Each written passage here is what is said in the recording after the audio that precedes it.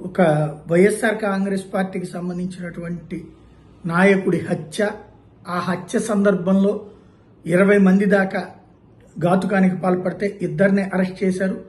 Plus అక్కడ ఉన్నటువంటి పోలీసులు పూర్తిగా స్వయంగా సబ్ ఇన్స్పెక్టరే సుధాకర్ అనేటటువంటి వ్యక్తి ఫోన్లు చేసి, అంటే జగన్ అయితే వాడు అనినే వాడాడు, అతను ఆ సబ్ ఇన్స్పెక్టర్ వచ్చేటప్పటికి వీడియో కాల్స్ చేసి మాట్లాడి ఎంపీటీసీలందరినీ ప్రభావితం చేసే ప్రయత్నం చేశాడు.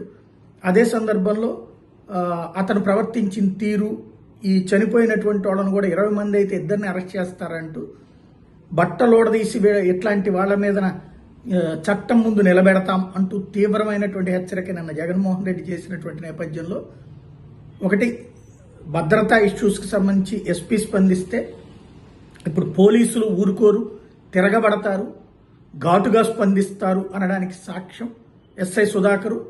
ఇది పోలీస్ యూనిఫామ్ అనేది కష్టపడి సాధించుకున్నటువంటిది, ఇది ఎవరూ తీయలేరు అంటూ అదే సందర్భంలో జగన్కి ఘాటైన హెచ్చరిక జారీ చేశారు. మాట్లాడారైతే కబడ్దార్ అంటూ ఘాటైనటువంటి హెచ్చరిక జారీ చేసుకొచ్చారు. చట్టబద్ధంగా పనిచేస్తాం, మేము ఎవరో రాజకీయాల కోసం కాదు అన్నటువంటిది. ఒక సబ్ ఇన్స్పెక్టర్ ఏకంగా ఒక మాజీ ముఖ్యమంత్రికి ఈ తరహా ఘాటు హెచ్చరిక ఇదే ఫస్ట్ టైం.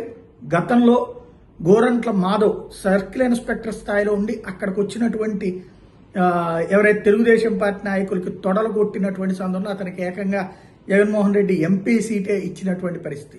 మరి ఈయన అంటే ఆయన మళ్ళీ ఉద్యోగం ముందే పదవి విరమణ చేసేసి ఆ పదవి తీసుకున్నారు. ఇప్పుడు ఈ ఎస్ఐ సుధాకర్ గారికి సంబంధించి ప్రభుత్వం ప్రమోట్ చేస్తుందా లేదా, నెక్స్ట్ స్టెప్ ఏంటి అన్నటువంటి చూడాల్సి ఉంది.